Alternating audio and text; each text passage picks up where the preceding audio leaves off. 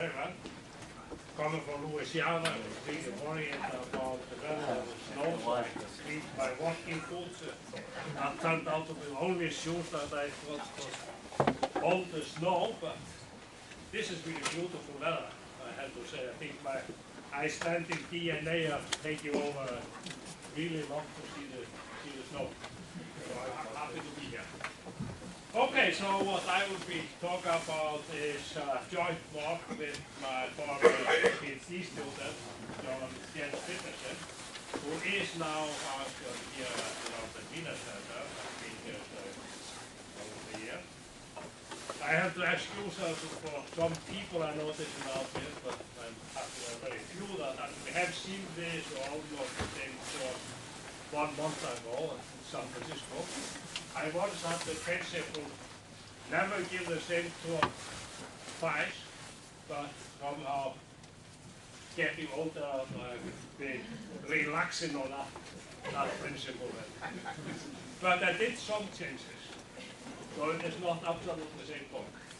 So this is maybe a little different from some other talks here because I will not really mention any application. This is a relatively abstract framework to construct spaces of functions that are function spaces, balance spaces of functions that are quite common in harmonic analysis. One of the major motivations was really to understand Gestur spaces, the modulation spaces are an example of this. And what the tools that we are using are representation theory. So the question really is there some kind of unifying idea in the construction of those spaces? And somehow this goes back to around 86 in a paper by Hacking and Reckoning, the so-called Lund report that was published in lecture notes, and then a series of papers in JFA, where they actually used representation theory of topological groups to characterize some well-known spaces of function. And we somehow are taking up this idea, but there are some constructions that they use that we would like to get rid of, and we would also like to sort of generalize it so that it kind of includes much bigger class of spaces than they actually were able to construct. And I will point that out later where the difference is. So, okay, sometimes I start my talk like if we are semi-simple connected Lie group with a finite center. This time it is just a locally compact topological group, but in most cases this is actually either just a discrete group or very well-known group of linear transformation on LD. And okay, also typical example that we actually saw in last talk, that is just the affine group of transformation on the plane.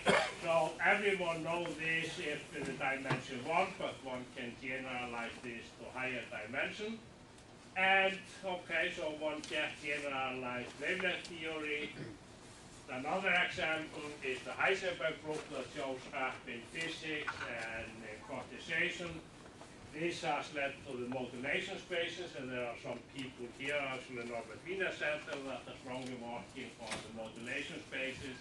They are extremely actually good tool in pseudo-differential operator, and there have also been some new papers actually using Gestur spaces and other things.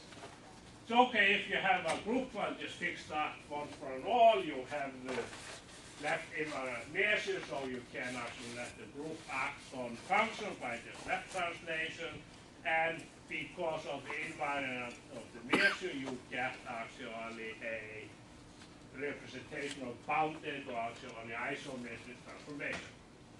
Okay, in those theories, what we will be doing, that is to use some kind of construct spaces of distribution. That is really the idea.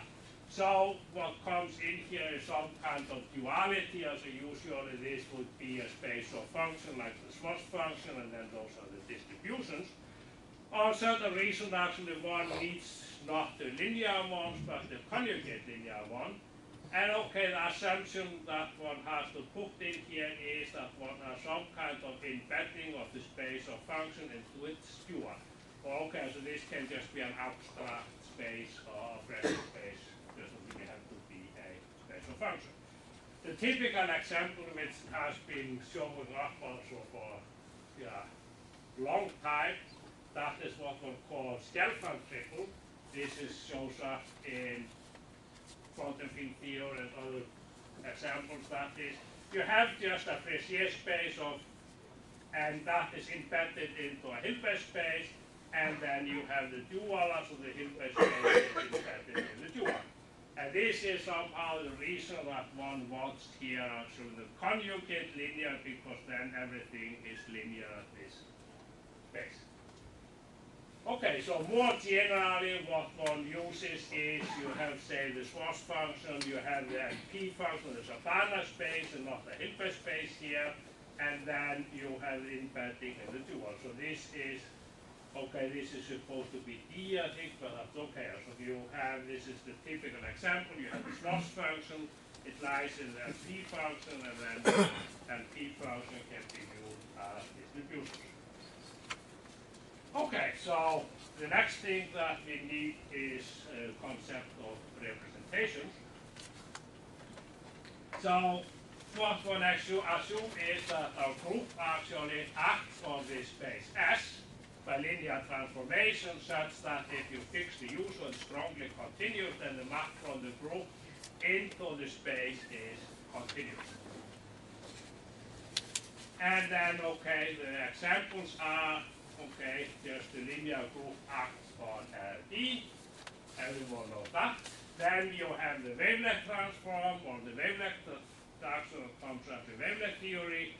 Okay, you have L2 function and P function, then, okay, the AX plus B group, or its generalization, acts on the function by the translation and dilation.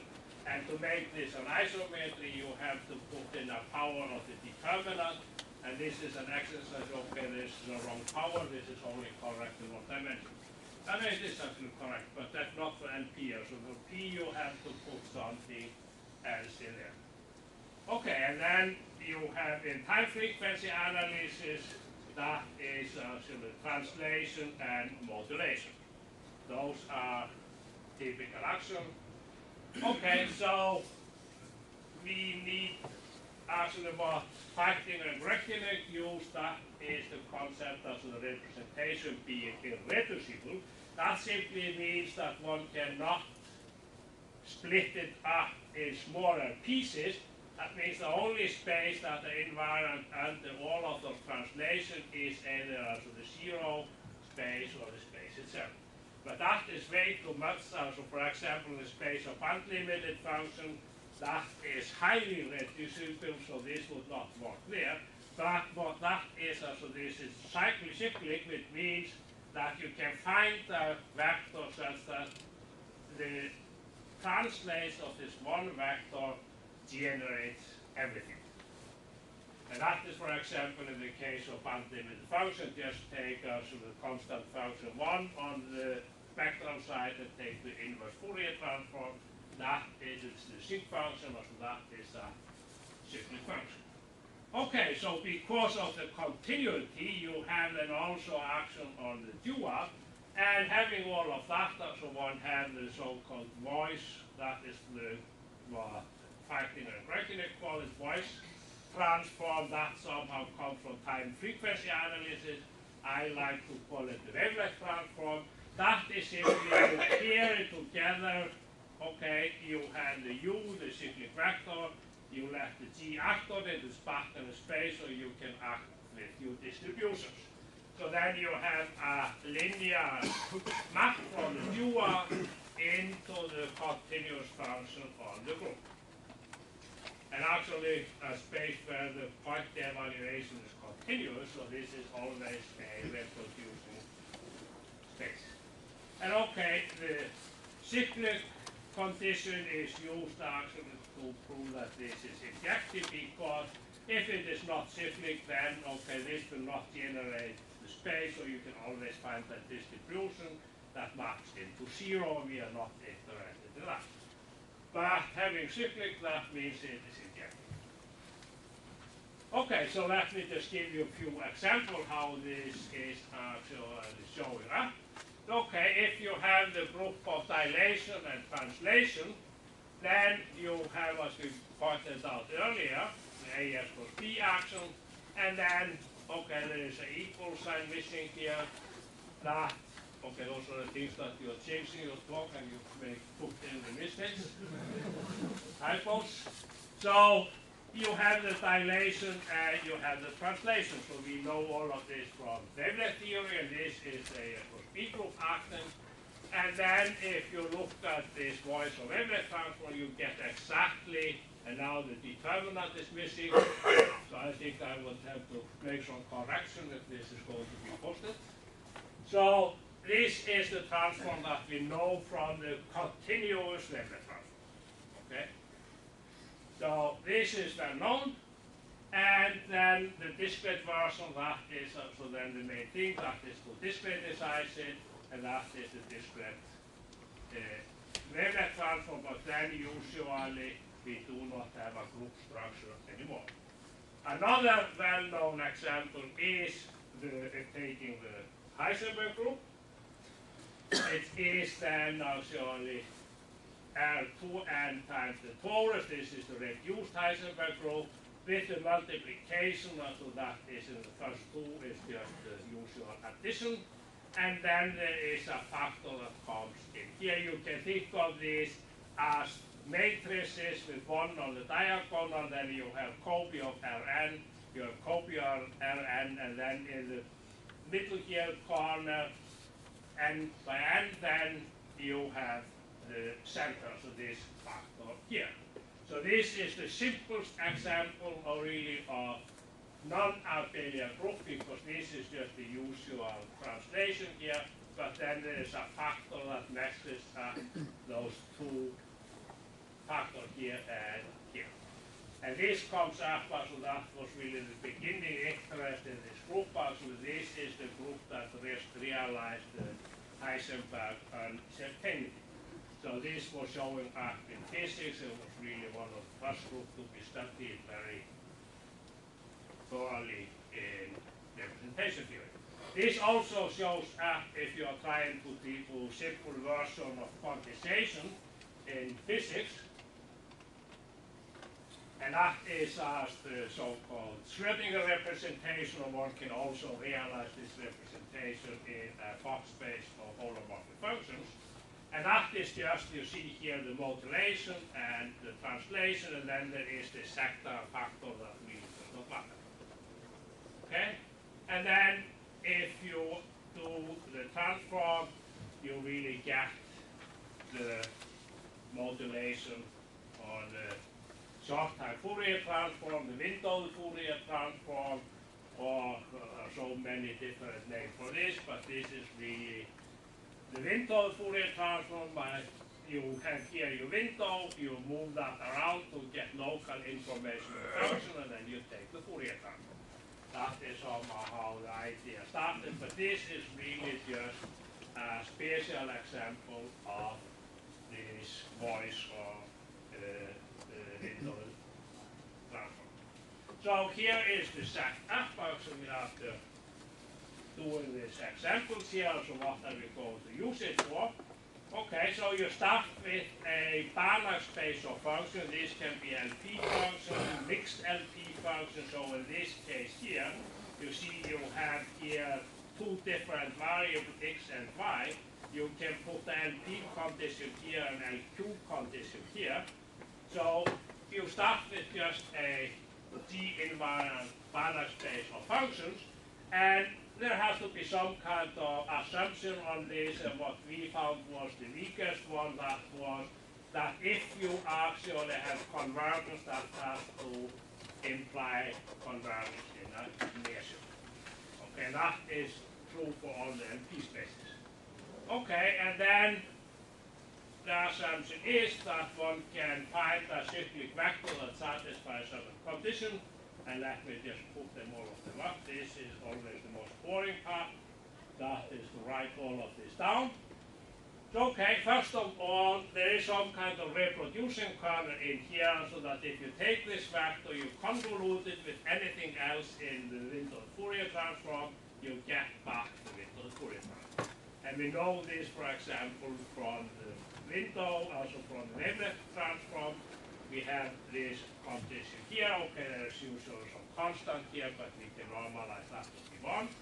Okay, so then we need some kind of convolution. That is this one here. What we are really just doing is take a convolution one.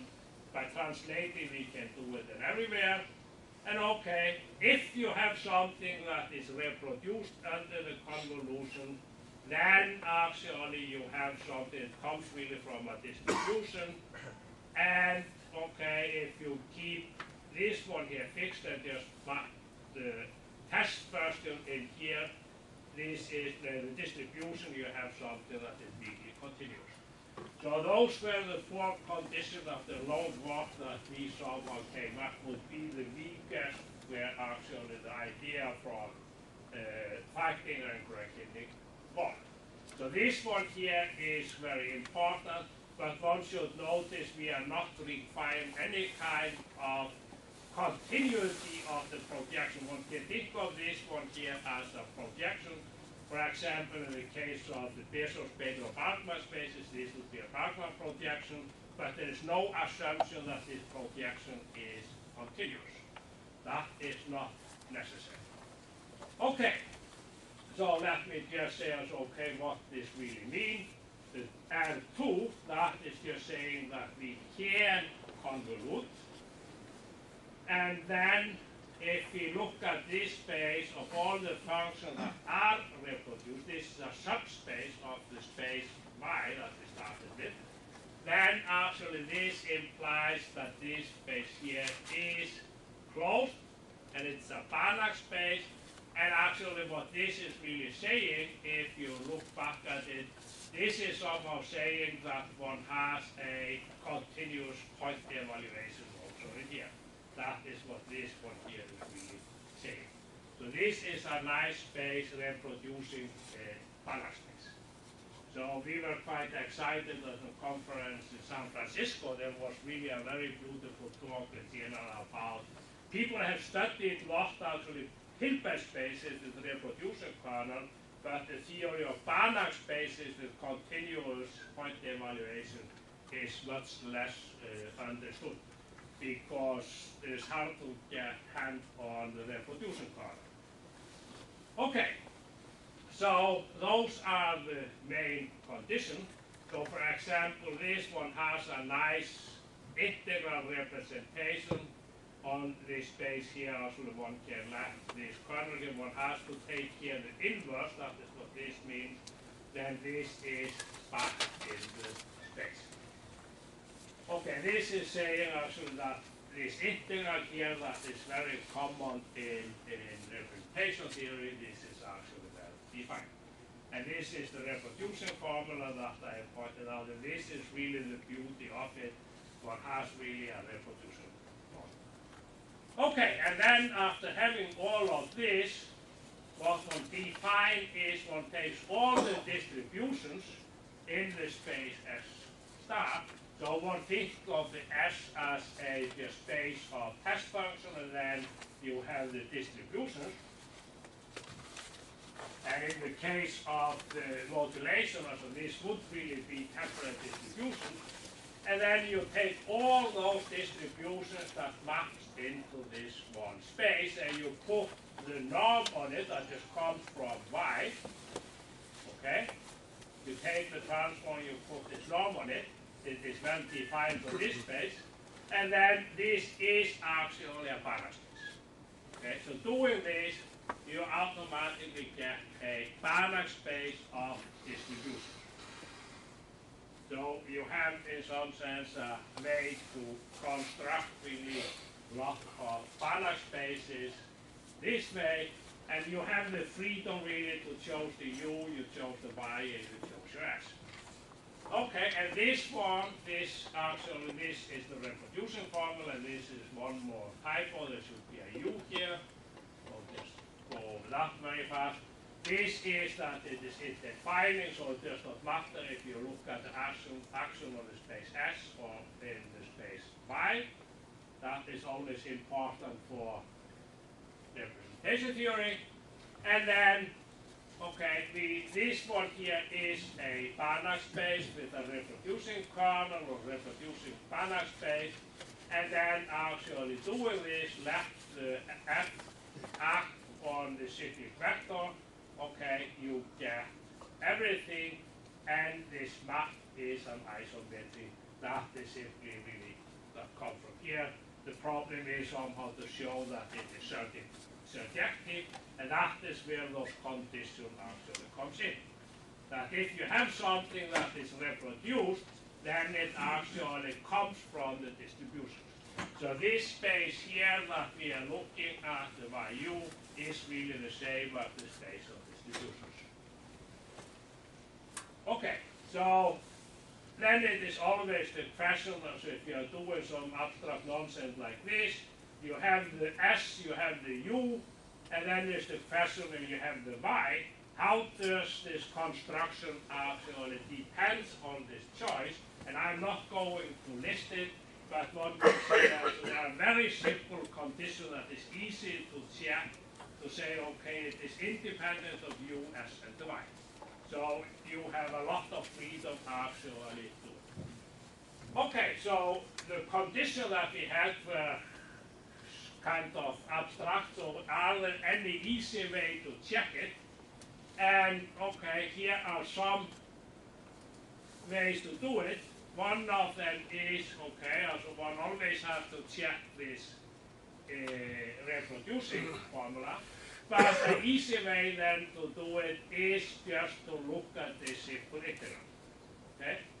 So if you look at this integral, and it's usually easy to estimate this, the condition is if this is continuous, then everything is satisfied. And this is quite often the easiest way to prove. If you give me a S and U, then you just have to evaluate this integral, estimate, and then you know that everything is fine. And okay, in some examples of what one has, and who what we really, because of several important examples, the projection is not continuous, but okay, if you assume that it is then in some cases easy to test, then you can use that instead of test. Yeah. Oh, I'm getting 2 minutes. Okay, so doing representation theory, the typical case is you look at all those that are nice and smooth. This gives you, for example, the Schwarz functions, rapidly decreasing functions. Then that is a nice space of test functions. Okay, another example is you take the LP2 spaces. That gives rise to the modulation spaces if you are doing a Heisenberg group. And that is one of the reasons we wanted to try to understand it better. What Feitinger and Gröchening always assume is it is what is called integrable. That means if you look at this function, this is L1 on the function on the group. A lot of examples of you do not have that. So what we did was, okay, we skipped the assumption that it is irreducible because we wanted to include, for example, the space of band-limited functions, which are not irreducible, but they are cyclic. We forgot the condition that they are integrable, which is actually in the Feitinger-Gröchening theory used just to construct really spaces of distributions, and also, I mean, lot of integrals become easier if you can use Tupin easily. and also sampling theory becomes easier. And we are not really using anything like unitarity because we start with the space of test function. So I was going to take some examples, but John has already started to get uneasy on me, so I will just stop here, but that's it. I just wanted to say, also, I mean, this is the abstract nonsense theory. What Jens is working on now is actually to do a nice sampling theory and discretization of those spaces. And there are some conditions that he has come back with that work extremely nicely, and so in some cases one can actually then do a discrete version of this. So now you can.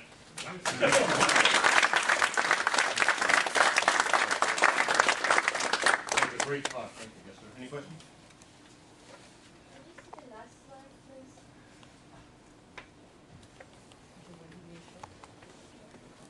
No, Okay. Yes. No, Not this one. the previous one. I mean the whole slide. Before this one. This one. About this. Ah. So this is actually one of the persons that I heard the talk before. So. Okay, so what one does here is one think of the AS plus B group sitting in there, and using that, one can realize the Bergman spaces, APQ spaces as coordinate spaces. That is what comes in now to the rest. So the SU11 acts on the disk, you have the space of holomorphic function, and you look exactly at the smooth function. You take some kind of NP spaces here, and then you can actually construct a nice, this is really the space, or the battery is getting bad. So you look at those APS spaces, this is the norm, and then this is a Banach space, and one can actually show those spaces are coordinate space.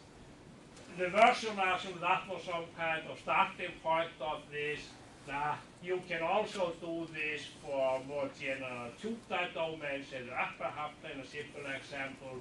And there's a beautiful paper actually of Ricky and others that did this for more general homogeneous conceptual codes. And we were trying to understand that using the coordinate theory. And that can actually be done. And the point was somehow, okay, if you can understand this from the view of co-orbit theory, and you have some kind of discretization in general, then you can actually just use that to. And the point is here exactly as if you use all those spaces, then there are examples where the Bergman projection is not continuous. So the construction had to be so that we do not include that. And there are examples where the representation is not L1, so we had to actually forget about that condition. Thank you. Yes, that's such a beautiful talk.